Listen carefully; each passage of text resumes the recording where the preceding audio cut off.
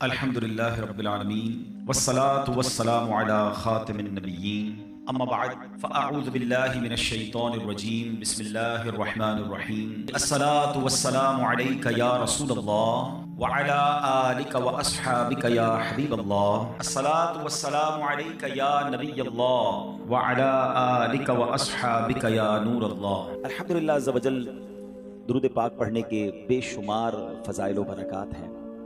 ایک بہت ہی خوبصورت حدیث پاک ہے، میرے آقا علیہ الصلوۃ والسلام فرماتے ہیں من صلی علیہ صلاۃ واحدۃ صلی اللہ علیہ عشرہ، جو کوئی شخص مجھ پر ایک بار درود پاک پڑھے اللہ کریم اس پر اپنی 10 رحمتیں نازل فرماتا ہے۔ فرمایا ومن صلی علیہ عشرا صلی اللہ علیہ مئۃ، جو مجھ پر 10 بار درود پاک پڑھے رب کریم اس پر 100 رحمتیں نازل فرماتا ہے۔ پھر فرمایا ومن صلی علیہ مئۃ صلی اللہ علیہ الف، جو مجھ پر 100 بار درود پاک پڑھے اللہ اس پر 1000 رحمتیں نازل فرماتا ہے۔ کاروباری لوگ بیٹھے ہیں، ہم نارملی اپنے سرمایہ کو ملٹیپل کرنے کی کوشش کر رہے ہوتے ہیں، اس کی ملٹیپلیکیشن دیکھیے، 1 درود 10 رحمتیں، 10 درود 100 رحمتیں، 100 درود 1000 رحمتیں۔ اگر میں اور آپ چاہتے ہیں کہ دن رات مجھ پر رحمتوں کی برسات رہے، میری سیکیورٹی رہے، میں گھر سے جاؤں تو خیر سے جاؤں، خیر سے واپس آؤں، تو درود پاک کو اپنا ورد بنائیے۔ مگر اس حدیث کا جو اگلا پارٹ ہے نا وہ اور بڑا ہی خوبصورت ہے۔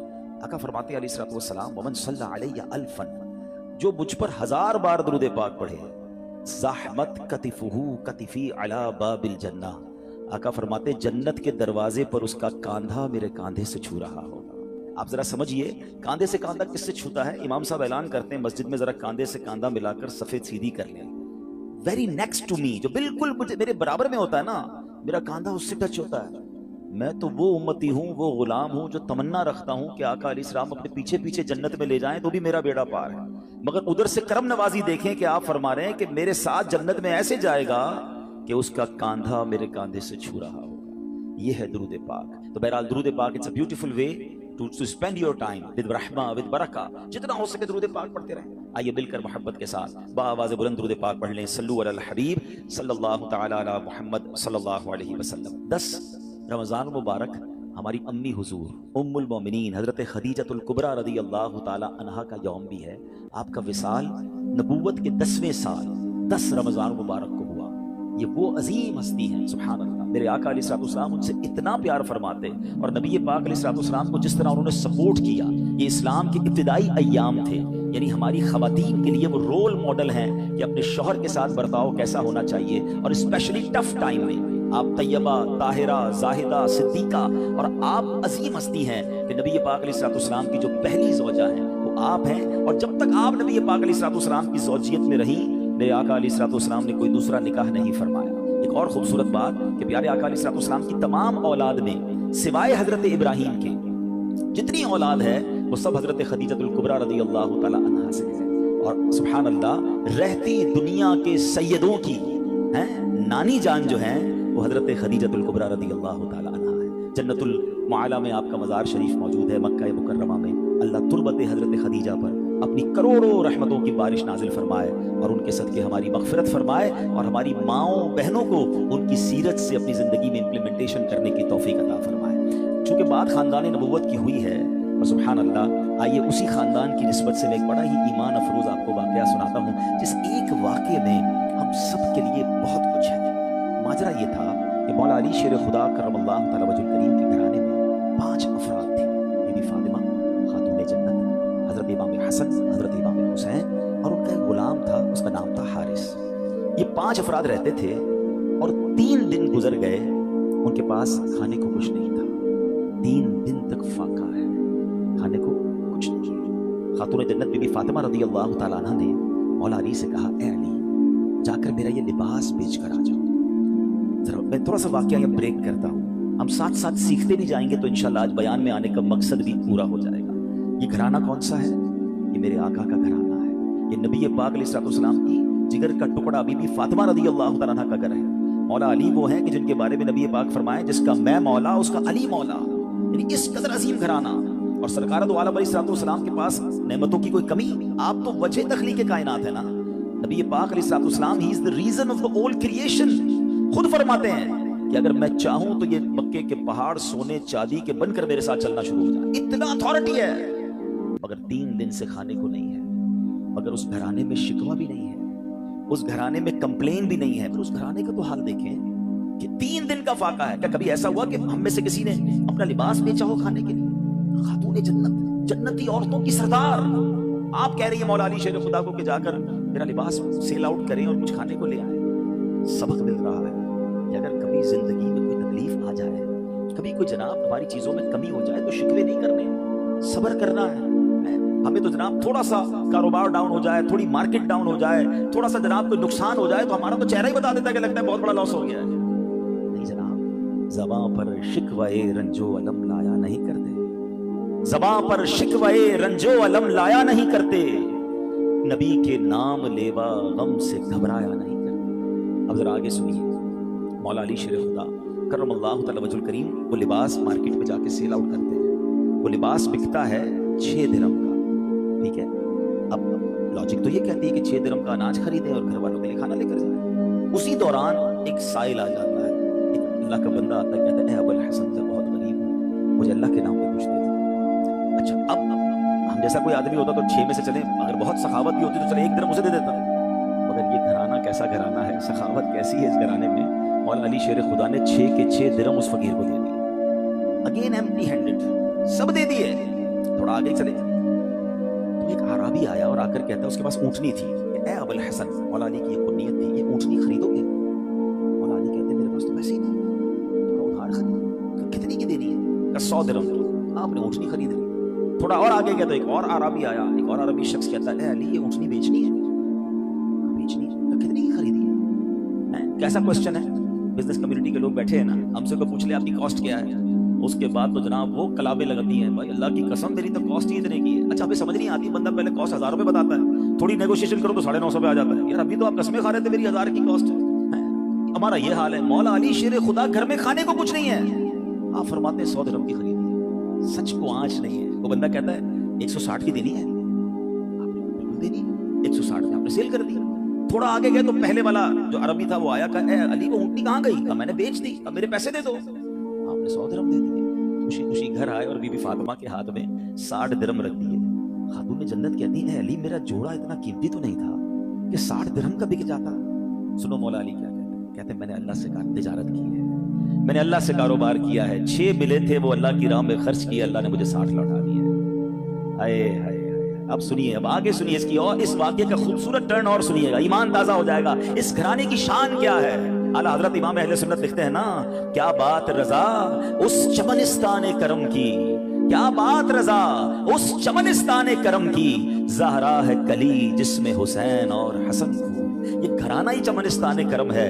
اب جب صبح بارگاہ رسالت میں گئے تو نبی پاک علیہ السلام کو یہ بتاتے، مولا علی بتاتے، اس سے پہلے سرور کائنات علیہ السلام سوال کرتے ہیں اے علی تمہارا کل تمہارے ساتھ جو معاملہ ہوا تم جانتے ہو کیا تھا؟ مولا علی کہتے ہیں اللہ عالم و رسول عالم، حضور آپ ہی بتا دیں معاملہ کیا تھا۔ کہا اے علی جو تمہیں اونٹنی بیچنے آئے تھے وہ کوئی اور نہیں، وہ حضرت میکائیل علیہ السلام تھے۔ اے علی جو تم سے اونٹنی خریدنے آئے تھے نا وہ حضرت جبرائیل علیہ السلام تھے۔ اور جاننا چاہو گے وہ اونٹنی کون سی تھی؟ یہ وہی اونٹنی ہے کہ جس پر میری بیٹی بی بی فاطمہ خاتون جنت قیامت کے روز سواری کرے گی۔ ایسا سخی گھرانا ہے جو تم سے نہ مانگوں تو پھر کس سے مانگوں، تمہارا تو سارا گھرانہ سخی ہے۔ اب اس ایک واقعے سے اتنا کچھ ہے ہمارے لیے، میں کچھ اور بیان نہ بھی کروں نا، آج اسی ایک واقعے کو میں پرت پرت کھولتا چلا جاؤں تو یہ ایک انسیڈنٹ، یہ ایک beautiful story of the family of رسول اللہ صلی اللہ تعالی علیہ وسلم میں کیا کچھ سکھا رہی ہے۔ قناعت کس کو کہتے ہیں، صبر کس کو کہتے ہیں، اللہ کی رضا پر راضی رہنا کس کو کہتے ہیں، اور پھر سخاوت کس کو کہتے ہیں، اللہ پر بھروسہ کس کو کہتے ہیں۔ ہم تو بہت عجیب و غریب لوگ ہو گئے ہیں، ہمیں تو اسباب پر بھروسہ ہے، ہماری تو کیلکولیٹر سے کیلکولیشن چلتی ہے کہ نہیں جناب اتنے سال محنت کروں گا تو یہ ملے گا، اپنے پلانس ہی ختم نہیں ہوتے۔ تھوڑا سا جناب ہمارا پلان ڈسٹرب ہو جائے تو لوگ مایوسی والی باتیں، ڈپریشن میں چلے جاتے ہیں، لوگ معاذ اللہ سوسائڈ کی باتیں کرنے لگ جاتے ہیں۔ کدھر گیا رب پر بھروسہ؟ نہ کریں ایسا۔ بعض اوقات آزمایا جاتا ہے، بعض اوقات اس میں بہت ساری حکمتیں ہوتی ہیں۔ ایک اور حدیث پاک کا واقعہ سناؤں گا پھر اپنے ٹاپک کی طرف دوبارہ آتے ہیں، کمال کا واقعہ۔ اور یہ واقعہ نبی پاک علیہ السلام نے صحابہ کو سنایا۔ حضرت ابو ہریرہ رضی اللہ تعالیٰ عنہ اس حدیث کے راوی ہیں۔ حضرت ابو ہریرہ کہتے ہیں کہ نبی پاک علیہ السلام نے ہمیں یہ واقعہ سنایا کہ بنی اسرائیل میں 3 شخص تھے۔ اب ذرا غور سے سنیے گا، ہم میں سے کئی لوگ ایسے ہیں جو پچھلے 5 10 15 سالوں میں اللہ نے ان کو بڑا عروج دیا ہے، اللہ آپ کو اور ترقی دے، آپ کے رزق حلال میں اللہ اور برکت دے، مگر غور سے سنیے گا۔ آقا علیہ السلام فرماتے ہیں بنی اسرائیل میں 3 لوگ تھے، اللہ کریم کو ان کی آزمائش مقصود ہوئی، ان کا ایگزامینیشن مقصود ہوا۔ وہ تینوں بندے کون تھے؟ اس میں ایک بندہ تھا جس کو برس کا مرض تھا، کوڑ کا مرض ہوتا ہے، ایک بندہ تھا جس کی آنکھیں نہیں تھی، نابینا تھا، اور ایک بندہ تھا جس کے بال ہی نہیں آتے تھے، گنجا تھا، اس کی تمنا بڑی تھی کہ بال آ جائے۔ تینوں کسی نہ کسی پرابلم، کسی کلیمٹی، کسی ڈیفیکلٹی میں تھے۔ اللہ نے ایک فرشتہ بھیجا ان کے پاس۔ سب سے پہلے ایک فرشتہ گیا برس کے مریض کے پاس، جس کے جسم پر داغ تھے، عجیب و غریب اس کی جلد تھی، سکن تھی، لوگ اس سے دور ہٹتے تھے۔ اس نے برس کے مریض کو کہا کہ بھائی یہ بتاؤ تمہاری سب سے بڑی تمنا کیا ہے؟ وہ کہتا ہے میری سب سے بڑی تمنا یہ میری بیماری دور ہو جائے، لوگ مجھ سے دور ہو جاتے ہیں، میری باڈی پر عجیب عجیب قسم کے داغ ہیں۔ فرشتے نے دعا کی، اس کے جسم پر ہاتھ پھیرا، اس کی باڈی بالکل ٹھیک ہو گئی۔ کہ یہ بتاؤ تمہیں مال کون سا اچھا لگتا ہے؟ وہ بندہ کہتا ہے کہ مجھے جو ہے وہ اونٹنی بڑی پسند ہے۔ فرشتے نے اس کو ایک اونٹنی دی جو گابن تھی، بچہ دینے والی تھی۔ فرشتہ آگے چلا گیا۔ اب فرشتہ پہنچا دوسرے بندے کے پاس، اور وہ بندہ تھا جو گنجا تھا، اس کے بال ہی نہیں آتے تھے۔ فرشتے نے کہا تیری خواہش کیا ہے سب سے بڑی؟ کہتا بس میرے بال آ جائیں، اس سے بڑی کیا تمنا ہے؟ فرشتے نے اس کے سر پہ ہاتھ پھیرا، دعا فرمائی، اس کے بال آ گئے۔ تجھے مال کون سا پسند ہے؟ تو اس نے کہا کہ مجھے جو ہے وہ گائے بڑی پسند ہے۔ اس کو ایک گابن گائے، بچہ دینے والی گائے دی۔ تھرڈ پرسن کے پاس فرشتہ کیا؟ وہ کون تھا؟ اندھا تھا، مادرزاد، بائی برتھ بلائنڈ۔ تیری کیا تمنا ہے؟ بولا میری تو زندگی میں ہے ہی اندھیرا، اللہ کرے میری آنکھیں آ جائیں۔ فرشتے نے اس کی آنکھوں پر ہاتھ رکھا، دم کیا، دعا کی، اس کی آنکھیں آ گئی۔ تجھے کیا چاہیے؟ کہا مجھے بکری بڑی پسند ہے۔ اس کو بکری دی جو بچہ دینے والی تھی، اور اس کے بعد وہ فرشتے نے برکت کی دعا دی، چلا گیا۔ اب اللہ کی شان دیکھی، اللہ نے ان تینوں کے مال میں خوب برکت دی، ہزاروں بکریاں ہو گئیں، ہزاروں اونٹ ہو گئے، ہزاروں گائے ہو گئی، یعنی اس زمانے کے وہ ملینر بلینر بن گئے۔ آفٹر سم ٹائم فرشتہ جاتا ہے اب وہ پہلے بندے کے پاس، برس کے مریض کے پاس، اور فرشتہ بھی اسی اپیرنس میں جاتا ہے، فرشتہ خود بھی برس کا مریض بن کے جاتا ہے، اور جا کر کہتا ہے بھائی مجھے کوڑ کا مرض ہے، غریب مسافر ہوں، اللہ نے تجھے بڑا مال دیا ہے، ایسا کر کہ جو اتنی سارے تیرے پاس سینکڑوں ہزاروں اونٹ ہیں، مجھ غریب کو ایک اونٹنی دے دے۔ وہ بندہ کہتا ہے کہ یہ تو میں نے خود کمایا ہے، یہ تو سب میری ایفرٹ ہے، میرے تو باپ دادا کی میراث ہے۔ کہ یہ تجھے اللہ نے نہیں دیا؟ تو کچھ عرصہ پہلے غریب تھا۔ کہتا ہے نہیں کس نے کہا تجھے؟ میں تو پہلے سے ہی مالدار تھا، میرے تو فیملی کا یہ سارا مال ہے، یہ میں نے اپنی محنت سے کیا ہے۔ فرشتے نے کہا ٹھیک ہے، اگر تو سچا ہے تو ٹھیک ہے، اور اگر تو جھوٹا ہے تو اللہ تجھے پہلے جیسا ہی کر دے۔ فرشتہ دوسرے کے پاس گیا۔ اب کس کے پاس گیا؟ گنجے کے پاس۔ کہ بھائی میں بڑا غریب انسان ہوں، مسافر ہوں، تجھے اللہ نے بڑا مال دیا، اتنی گائے ہیں، ایک گائے مجھے دے دے، تو بھی تو غریب تھا کچھ عرصہ پہلے۔ کہتا کس نے کہا تمہیں میں غریب تھا؟ میں تو شروع سے مالدار ہوں، میرے باپ دادا کی جائیدادیں تھی، یہ تو میرا اپنا کمایا ہوا مال ہے، میں نے کیا ہے سب کچھ، میرے پاس کچھ نہیں ہے تجھے دینے کے لیے۔ ٹھیک ہے اگر تو صحیح کہتا ہے تو ٹھیک ہے، اگر جھوٹ بولتا ہے تو اللہ تجھے پہلے جیسا کر دے۔ اب فرشتہ تیسرے بندے کے پاس گیا جو اندھا تھا، پہلے آنکھ والا ہو گیا تھا۔ فرشتہ آنکھ بغیر کا بن کے اس کے پاس گیا کہ بھائی میری آنکھیں نہیں ہیں اور میں غریب بھی ہوں، تجھے اللہ نے اتنی بکریاں دی ہیں، کچھ مجھے بھی دے دے۔ پتہ ہے اندھا کیا کہتا ہے؟ سابقہ اندھا، سچی بات ہے، آنکھ والا تھا وہ۔ کہتا ہے بھائی ٹھیک کہتے ہو، میں تو پہلے اندھا تھا، میرے پاس تو کچھ بھی نہیں تھا، یہ سب میرے رب نے دیا ہے مجھے۔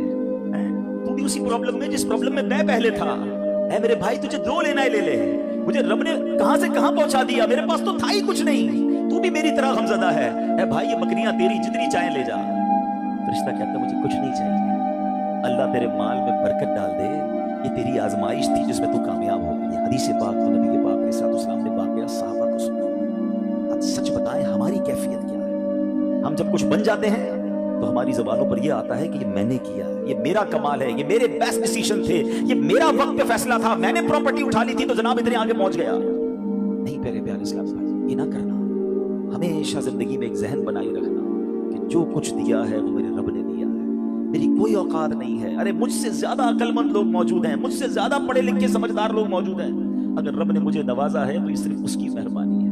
اور جب بندہ اترانے لگ جاتا ہے، جب اپنی شہرت، اپنے مال، اپنی عزت پر یہ گھمنڈ اختیار کرتا ہے، تو ایک بات یاد رکھیے گا، وَتُعِزُّ مَن تَشَاءُ وَتُذِلُّ مَن تَشَاءُ بِيَدِكَ الْخَيْرُ۔ اللہ جسے چاہے عزت دیتا ہے، جسے چاہے ذلیل فرما دیتا ہے۔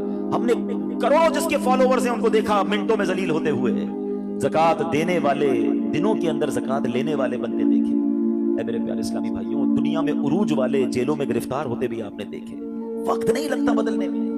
عاجزی، انکساری اور اللہ پر بھروسہ رکھنا۔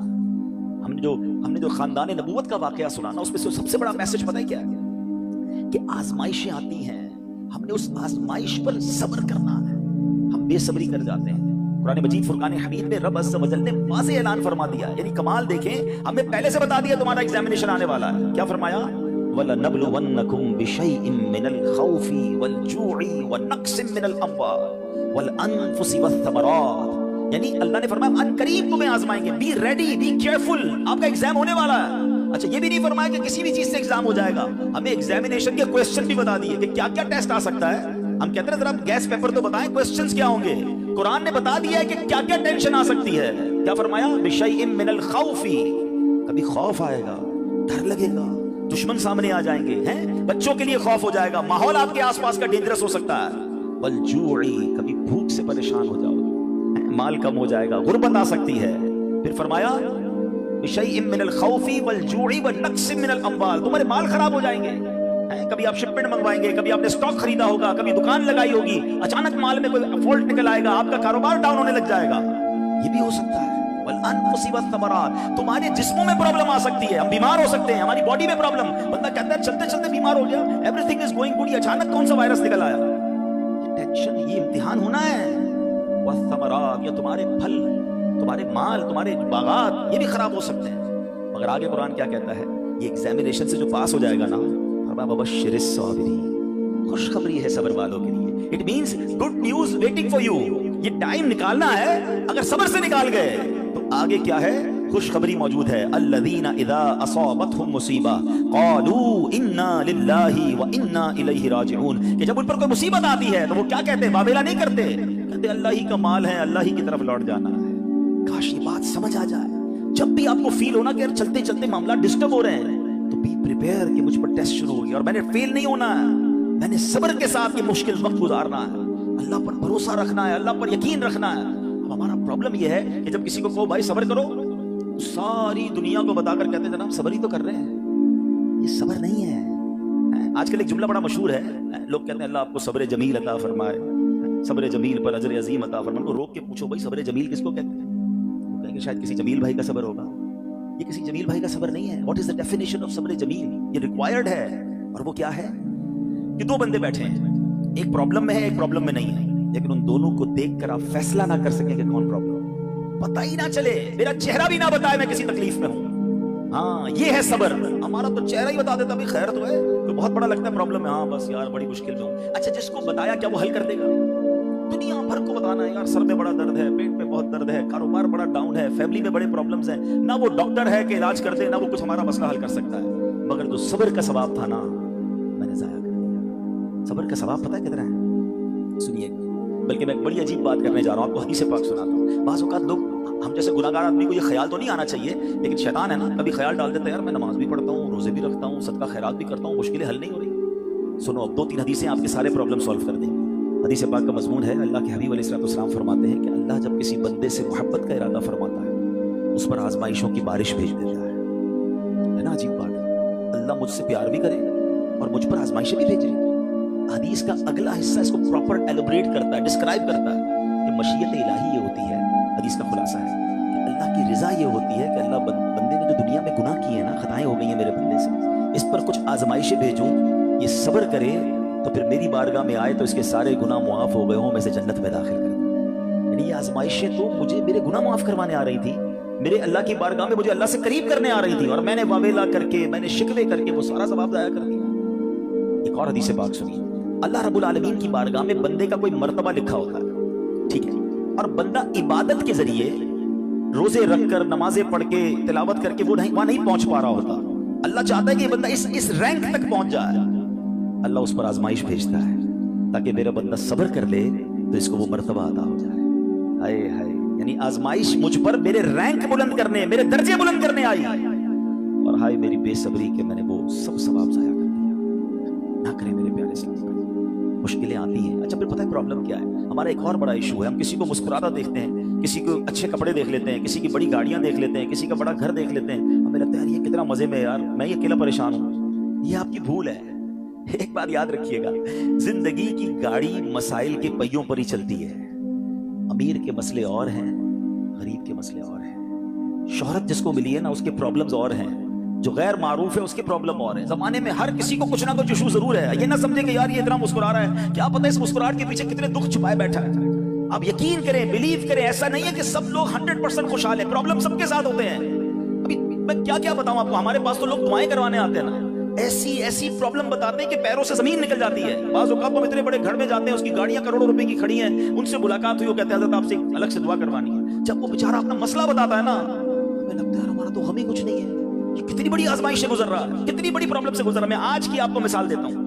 ایک ہمارے بہت اچھے بھائی تھے، آج سے کچھ عرصہ پہلے انہوں نے ہمیں ایک ماشاءاللہ پراپرٹی دعوت اسلامی کے لیے بچیوں کے مدرسے کے لیے دی، اور اس کے چند دنوں بعد ان کا وصال ہو گیا۔ ان کو بیچاروں کو کینسر تھا۔ میں ان کے گھر پہ دعا کرنے گیا، ان کے بیٹے نے مجھ سے جب گلے لگا نا تو بیٹا رونے لگا۔ اچھا میں سمجھا کہ بیچارہ اپنے والد کو یاد کر کے رو رہا ہے، 16 دن پہلے انتقال ہوا۔ اندر گئے، دعا کی، اس کے بعد میرے کان میں کہتا کہ عبدالعزیز بھائی اس وقت میری زوجہ ہاسپٹل میں ہے۔ میں نے کہا کیا ہو گیا؟ میری وائف کو بلڈ کینسر ہو گیا۔ والد کا کینسر میں انتقال ہوا ہے، اللہ نے بڑا نوازا ہے، جیولرز ہیں، لیکن میں یقین کریں، میں آپ کو سچ بتا رہا ہوں، میں گاڑی میں بیٹھ کے میں بھی رونے لگا، کیونکہ وہ بندہ جب مجھے چھوڑنے آیا نا پھر میرے گلے لگ کے رو رہا تھا۔ میں سوچنے لگا یار کتنا دکھ ہے لوگوں کو، اللہ نے کتنی بڑی ہم پر مہربانیاں کی ہیں۔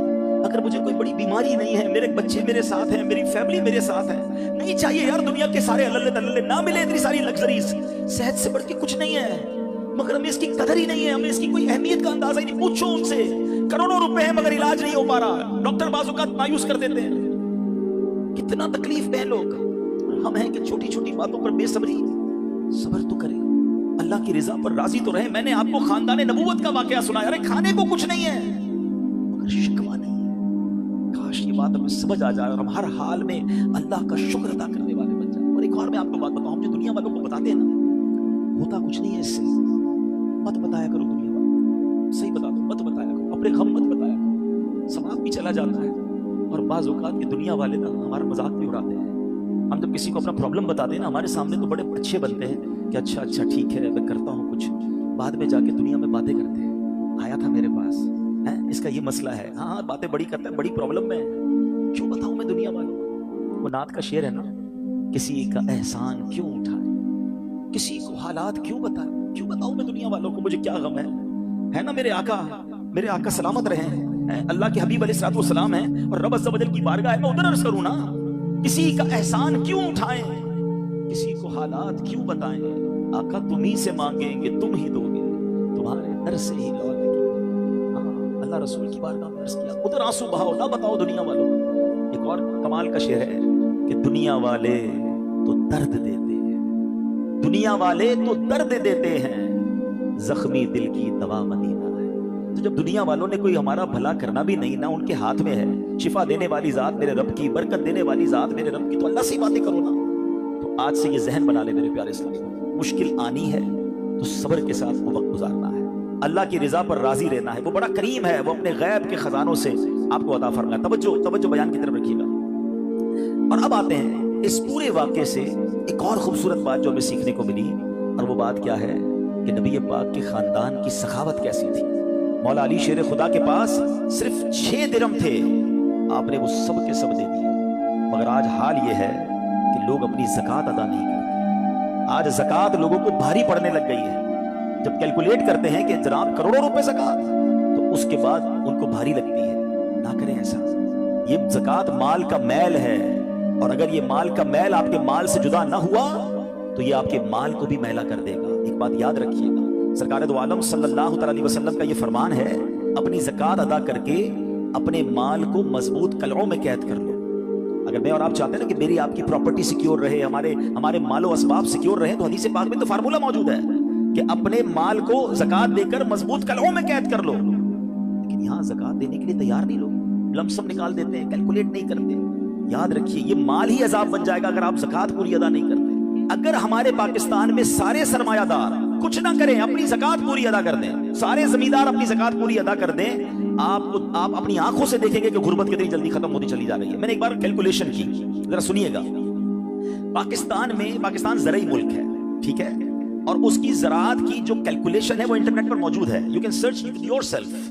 آپ چیک کر لیں کہ 2023 میں پاکستان کی ٹاپ 20 کراپس کون سی ہوئی ہیں، آپ انٹرنیٹ پر خود ڈھونڈ لیں، آپ کے سامنے اس کراپ کی کیلکولیشن بھی آ جائے گی کہ اتنے ملین ٹن، اتنے جناب کروڑ کے جی جو ہے وہ گندم ہوا، تو کاٹن ہوا، تو فروٹس ہوئے، تو شوگر ہوئی۔ پاکستان کو اللہ نے بڑا نوازا ہے۔ شریعت کا حکم کیا ہے؟ جس اللہ رسول کی ہم بات کر رہے ہیں، جس اسلام کو ہم نے قبول کیا ہے، شریعت کا حکم یہ ہے کہ اگر آپ کی فصل اگتی ہے تو اس فصل میں اگر بارش کا پانی ہے اور آپ اپنا پانی پرچیز نہیں کر رہے اور صرف بارش سے آپ کی فصل اگ رہی ہے تو جتنی فصل ہوگی 10% عشر کیا کہتے ہیں 10ویں حصے کو وہ آپ نے نکال دینا ہے اللہ کی راہ میں. وہ غریبوں کا حق ہے, وہ زکات ہے زمین کی. اور اگر آپ پانی ٹیوب ویل وغیرہ سے لیتے ہیں, پیسوں سے خریدتے ہیں, تو 5%. آپ بلیو کریں, میں بیٹھا کیلکولیٹر لے کر کہ پاکستان کی ٹاپ 10 کراپس کتنی ہوتی ہیں, اس کی مالیت کتنی ہے, اس کی ویلیو کتنی ہے, وہ میں نے بنائی اور اس کا 5% لگایا جو دینا ہی دینا ہے. آپ یقین کریں وہ بھی خربوں روپے میں بن گیا. یہ خربوں روپے کہاں ہیں اگر ہم زکات دیتے تو کتنے غریبوں کا بھلا ہو جاتا, کتنے گھر خوشحال ہو جاتے. یہ تو صرف زمین کی زکات ہے, پراپرٹیز کی زکات, اربوں خربوں روپے کے لوگ مالک ہیں. مگر جب کیلکولیٹر چلاتے ہیں نا, ہوئے ہوئے ہوئے زکات جناب 10 کروڑ روپے بن جائے گی, تو پھر بھاری لگتی ہے. اللہ کے بندے, اللہ نے 4 ارب دیے ہیں تو 10 کروڑ زکات ہے نا, ٹینشن کائے کی ہے, شکر ادا کرو. اللہ نے دینے والا بنایا, مانگنے والا نہیں بنایا. مگر آج زکات بھاری پڑ گئی ہے. آپ کو پتا ہے قارون کیوں دھسایا گیا تھا؟ قارون یہ حضرت موسیٰ کا کزن تھا, یہ تورات کا عالم تھا اور بڑا عالم دین تھا. مگر جب حضرت موسیٰ نے اس کو زکات کا حکم دیا نا, اس کے پاس کتنے پیسے تھے کہ قرآن کہتا ہے اس کی خزانوں کی چابیاں ایک جماعت لے کر چلتی تھی. خزانے نہیں, صرف کیز آف دا ٹریجر, اتنا خزانہ تھا. مگر کیا ہوا یہ کہ جب حضرت موسیٰ نے اس کو کہا, جب اس زمانے پر زکات کتنی تھی, ابھی تو 100 پہ 2.5 ہے نا, 1000 پہ 1. آپ نے فرمایا ہر 1000 پر 1 تم نے زکات دینی ہے. اس نے کیلکولیٹ کیا تو بہت بندے تھے. حضرت موسیٰ کے خلاف ہو گیا, زکات کا انکار کیا, اپنے خزانوں کے ساتھ زمین میں دھسا دیا گیا. پلیز خدا کے واسطے اس آواز کو سب مل کر آگے بڑھائیں. میں تو یہ سمجھتا ہوں جس طرح ہم نماز کی بات کرتے ہیں کہ نماز پڑھو, زکات دیں, بے شک کسی کو بھی دیں, جو حقدار ہے اس کو دیں, مگر زکات پوری دیں. پاکستان خوشحال ہو جائے گا, غریبوں کا بھلا ہو جائے گا. لیکن زکات جس کی ہزاروں لاکھوں میں شاید وہ نکال دیتا ہے, مگر جب زکات کروڑوں میں ہو رہی ہے تو لوگوں کے دلوں پر بوجھ بنتی جا رہی ہے. اس کو بوجھ نہ بننے دینا. میں ایک دعا کرتا ہوں آج, اگر آپ کو لگے تو آپ بھی آمین کہہ دینا. اپنے لیے تو میں کئی بار یہ دعا کرتا ہوں کہ یا اللہ مجھے وہ مال نہ دینا جس کی زکات مجھ پر بھاری ہو جائے. کہو آمین. یا اللہ وہ مال دینا کہ میں خوش دلی سے تیری راہ میں زکات دوں. اچھا یہ بھی بڑا ایشو ہے, پیسے نکلتے ہیں تو بھاری بڑے پڑتے ہیں. اللہ فرماتا ہے تم اس وقت تک بھلائی کو نہیں پہنچ سکتے جب تک اپنی پیاری چیز راہ خدا میں خرچ نہ کرو. آپ بہترین خرچ کرو نا, اللہ آپ کو اس سے زیادہ عطا فرمائے گا. اچھا جب بھی کیلکولیٹر, دیکھیں کچھ چیزیں کیلکولیٹر سے کیلکولیٹ ہوتی ہیں, مگر اللہ کی راہ میں جو خرچ کرنے والا معاملہ ہے نا, وہ رحمت کے کیلکولیٹر سے کیلکولیٹ ہوتا ہے. وہ میرے اور آپ کے کیلکولیٹر سے کیلکولیٹ نہیں ہوگا. آپ حساب کریں گے کہ یار مولانا صاحب کہہ رہے ہیں اللہ کی راہ میں خرچ کرنے سے مال کم نہیں ہوتا, کروڑ روپے ہیں, 2.5 لاکھ زکات دوں گا تو 97.5 بچ گئے, یہ تو کم ہو گئے. آپ اس کو کہیں نوٹ کر لیجئے, اگلے سال آپ کروڑ روپے کی زکات نہیں دے رہے ہوں گے, آپ اس سے زیادہ کی زکات دے رہے ہوں. یہ کیسے؟ جو بھی زکات دیتا ہے آپ اس کو پوچھ لیجئے, ہر سال اس کی زکات بڑھتی ہے. کیوں بڑھتی ہے بھائی؟ زکات تو کم ہو, پیسے کم ہونے چاہیے تھے. نہیں جناب, یہ میرے نبی علیہ السلام کا وعدہ ہے. ویسے تو میرے آقا جو فرمائے حق ہے, مگر اس حدیث میں اللہ کے رسول علیہ السلام نے قسم اٹھائی. آپ فرماتے ہیں میں قسم کھا کر کہتا ہوں اللہ کی راہ میں خرچ کرنے سے مال کم نہیں ہوتا. پھر تو لاک کر دو نا, پھر تو سمجھ جاؤ کہ جب نبی پاک قسم اٹھا کر فرما رہے ہیں. اچھا پھر آپ سب کو دیکھ لیں, جو بانٹ رہا ہے نا, ہم ہر سال اس کا بڑھتے ہوئے دیکھ رہے ہیں, کم نہیں ہوتا. یہ بے وقوفی ہے جو یہ سوچتا ہے کہ یار دے دوں گا تو کم ہو جائے گا. نہیں. اور پھر میں آخری بات کر دوں اپنے بیان میں, جو ایک اور ایشو جو بہت بڑا ہم دیکھتے ہیں, ایک تو زکات پوری دینی ہے اور انجوائے کر کے دینی ہے, خوش دلی سے دینی ہے, مزے لے کر دینی. یہ نہیں کہ دل پر بوجھ, یار کیا کروں 1 سال ہو گیا اب تو زکات دینی پڑے گی. نہیں, یہ نہیں. تو اور انجوائے کرو, اللہ کی راہ میں خوش دلی سے دو. ایک واقعہ سن لیں, بات اور کلیریفائی ہو جائے گی. حضرت ابو جعفر اپنے زمانے کے بڑے ابدال ہیں. ان کے گھر میں ایک فقیر آیا تو انہوں نے اپنی زوجہ کو کہا کہ اپنے پاس کیا ہے دینے کے لیے؟ کہ حضور صرف 4 انڈے ہیں گھر میں, nothing else, 4 eggs only. یہ چاروں ہی دے دو. ایمان اور عقیدہ اور بلیف دیکھیں, چاروں دے دو. چاروں دے دیے. تھوڑی دیر بعد دروازے پر دستک ہوئی, دیکھا تو ایک بندہ ٹوکری لے کر آیا. کہا کیا ہے؟ بیگم سے پوچھا, کہا آپ کے دوست نے انڈے بھجوائے ہیں. کہا کتنے آئے ہیں؟ کھوڑا صاحب ذرا سنیے گا, کتنے آئے؟ کہا کہ 30 آئے ہیں. 30 کس حساب سے آئے؟ ہم نے تو 4 دیے تھے نا. اب ایمان, ان کا عقیدہ اور ان کا بلیف دیکھے, کیا 4 دیے تو 40 آنے چاہیے تھے. ایک کا 10 اللہ کا وعدہ ہے نا. تو کہا حضور آئے تو 40 ہیں مگر 10 انڈے ٹوٹے ہوئے ہیں. تو آپ نے اپنی زوجہ سے پوچھا کہ سچ بتاؤ, جو تم نے 4 دیے تھے اس کی کنڈیشن کیا تھی؟ کہ حضور بات یہ, جب میں نے 4 دیے تھے اس میں بھی 3 ثابت تھے, 1 ٹوٹا ہوا ہی تھا. یہ فارمولا آج یاد کر لو, پورے دو گے پورے ملیں گے, ٹوٹے دو گے ٹوٹے ملیں گے. اب آپ چیک کیجئے کہ جب اللہ کی راہ میں خرچ کرنے کی باری آتی ہے, میں اپنا مال دل سے نکلتے ہوئے دکھ ہو رہا ہے یا خوشی ہو رہی ہے, بہترین دے رہا ہوں یا بچانے کی کوشش کر رہا ہوں. ہمیشہ یاد رکھیں, ہم اللہ کی راہ میں خرچ کرتے ہیں, ہمارے پیسے نہیں پہنچتے وہاں پر, ہماری نیت پہنچتی ہے. अब मुझे बताओ ना यार, हम अपने लिए खर्च करते हैं बेहतरीन खाना, बेहतरीन लिबास, और गरीब को देना है तो बचा हुआ लेफ्ट ओवर। अब अच्छा, अब मैं कहता हूँ 100 बंदों को नहीं खिला सकते, ना खिलाएं, 2 को खिलाएं, अच्छा खिलाएं, कोई बात नहीं। आप किसी के दिल में खुशी तो दाखिल करें, अपने घर वालों के लिए लिबास खरीद रहे हैं, 2 गरीब बच्चों के लिए वैसा ही लिबास खरीद रहे हैं, फिर देखिए आपको कैसी बरकतें मिलती हैं। तो हमें इस बार ये एक अंदाज इख्तियार करना है कि हमने अल्लाह की राह में बेहतरीन खर्च करना है। इसको हमें गलती क्या करते हैं, फितरे की, जो फितरे की जो बात है उसमें मैं आपको एक बात बता दूं। फितरा हदीस पाक में 4 किस्म का बयान हुआ है, गंदुम का, जौ का, किशमिश का और खजूर का, ठीक है। लेकिन हम बचपन से सुन रहे हैं, जब भी फितरे की बारी आती है, हम पहले 50 रुपए था वो दे दिया, 100 दे दिया, 200 दे दिया, 300 दे दिया। हमें ये पूरी हदीस या तो हमने पढ़ी नहीं थी, हमारे जहन में नहीं थी, मगर हदीस पाक में 4 किस्म का फितरा बयान हुआ है। गरीब आदमी गंदुम का फितरा दे दे कोई बात नहीं, मगर जो रोजाना बेहतरीन इफ्तारी कर रहा है, बेहतरीन खाने खा रहा है, सच बताओ उसको कौन सा फितरा देना चाहिए। मेरी इफ्तारी रोज अजवा खजूर से है और ईद वाले दिन मैं गंदुम का फितरा दे आता हूँ। हमेशा याद रखिए, अच्छा खर्च करे ना। इस बार फितरा जिसको अल्लाह ने जैसा नवाजा है, गरीब आदमी के लिए बात नहीं कर रहा, जिसको नवाजा है रब ने। क्या हम कभी ऐसा करते हैं कि ईद की शॉपिंग के लिए जाएं, दुकानदार से कहें कि यार जो कपड़ा सबसे सस्ता है वो निकाल दो, सबसे सस्ते जूते निकाल दो, मैंने ईद पढ़नी है। बेहतरीन चाहिए, अपने लिए बेहतरीन लेना है, अल्लाह की राह में लोएस्ट वाला फितरा देना है। खुद गौर करें, खर्च कीजिएगा, दिल से करें, अल्लाह और नवाजेगा। और ये तो वक्त है लोगों को बांटने का, ये वक्त है मुसलमान भाइयों का हाथ पकड़ने का, गरीबों की मदद करने का, किसी की इफ्तारी अच्छी कर दें, किसी की सहरी अच्छी कर दें, किसी को लिबास देकर उसकी ईद अच्छी कर दें। ना जाने किसकी दुआ के सदके आपका बेड़ा पार हो जाएगा। तो है मेरे प्यारे इस्लामी भाइयों, जो मैंने मौला अली शेर खुदा करमल्लाहु तआला वजहुल करीम और उनके खानदान का वाकया सुनाया, उसमें मैसेज ही ये था कि सखावत इसको कहते हैं, ये है अल्लाह की राह में खर्च करना जो कैसे बलाओं को और बीमारियों को दूर करता है। मगर आज हाल ये है, यकीन जाने दुख होता है जब हम मिलते हैं लोगों से, उनकी वेल्थ पता होती है, मगर ज़कात पूरी देने के लिए कोई तैयार नहीं है। खुदा रसूल के वास्ते आप भी और ये पैगाम को आम करें। मैं नहीं कहता आप दावत इस्लामी को दें कि ज़कात तो पूरी दो यार, ये वो माल है जो आप मारे जाओगे, ये माल आपके लिए अजाब का बाइस बन जाएगा। और वल्लाह, मैं 2-4 दिन पहले एक बिजनेसमैन के पास गया, बाज़ औक़ात हमें बिजनेसमैन भी सिखा रहे होते हैं। क्या कमाल की उसने मुझे बात कही, वो कहते हैं अब्दुल हबीब भाई, मेरा ये पैगाम जरा बिजनेस कम्युनिटी तक पहुंचाइएगा कि जो ज़कात नहीं देते ना और जो खर्च नहीं करते, उनको पता ही नहीं है वो कितना बड़ा लॉस कर रहे हैं। मैं जब से मैंने बांटना शुरू किया है, मेरे माल में ऐसे बरकत आई है, मैं खुद हैरान हूँ। मेरे सामने डील होती थी, वो मुझे नजर नहीं आती थी, मैं इधर अल्लाह की राह में सदका करता हूँ, ऐसा लगता है आंखों से पर्दा उठता है, मेरा काम हो जाता है। तो उनको बताइए, आप अपना खुद नुकसान कर रहे हैं अल्लाह की राह में खर्च ना करके। तो ये ड्यूटी है, बचपन से सुना था, इस्लाम के 5 पिलर हैं, तौहीद, रोजा, नमाज, हज और ज़कात। हम ज़कात को तो ऐसे इग्नोर कर बैठे हैं कि जनाब दे दी अपनी मर्जी से, कोई 5 लाख देता है, कोई 10 लाख देता है, ज़कात किसको जारी है ये भी नहीं सोच रहे कि मेरी ज़कात का ये मुस्तहिक है कि नहीं, मैं जिस ऑर्गेनाइजेशन को दे रहा हूं उसके पास कोई ज़कात अदा करने का सही फार्मूला है कि नहीं, या मैं जिस बंदे को दे रहा हूं वो ज़कात का मुस्तहिक है कि नहीं। बस सर से एक बोझ उतारना है, लमसम अमाउंट दे देनी है, ये नहीं चलेगा। खुदारा याद रखिए, ज़कात पूरी कैलकुलेट करना भी आपकी जिम्मेदारी है और सही मुस्तहिक तक पहुंचाना भी आपकी जिम्मेदारी है। और आप बिलीव करें, जिस दिन आपने ये काम कर लिया, आप मल्टीप्लिकेशन देखेंगे, आप अपने गम और अपनी परेशानियां दूर होते हुए देखेंगे। मैं रब्बे करीम से दुआ करता हूं, अल्लाह हमें दिल खोलकर अपनी राह में खर्च करने की तौफीक अता फरमाए। और फिर सबसे पहला हक आपकी ज़कात का वो हक है आपके अपने गरीब रिश्तेदारों का। अपने गरीब रिश्तेदारों को आप दीजिए ज़कात, क्योंकि जो अपने रिश्तेदारों को ज़कात देता है, सदका करता है, उसको डबल सवाब मिलता है, एक सदका देने का, एक सिला रहमी करने का। और फिर आपके गरीब रिश्तेदारों से बात ज़कात बच जाए तो फिर मेरी गुजारिश है कि दावत इस्लाम कितने बड़े पैमाने पर दुनिया में काम कर रही है, तो अपनी ज़कात का अपना हिस्सा जो है उसमें ज़रूर अता फरमाएं। अल्लाह करीम हम सब का जमा होना अपनी बारगाह में कबूल फरमाए। आमीन बिजाहिन नबी अमीन सल्लल्लाहु अलैहि वसल्लम।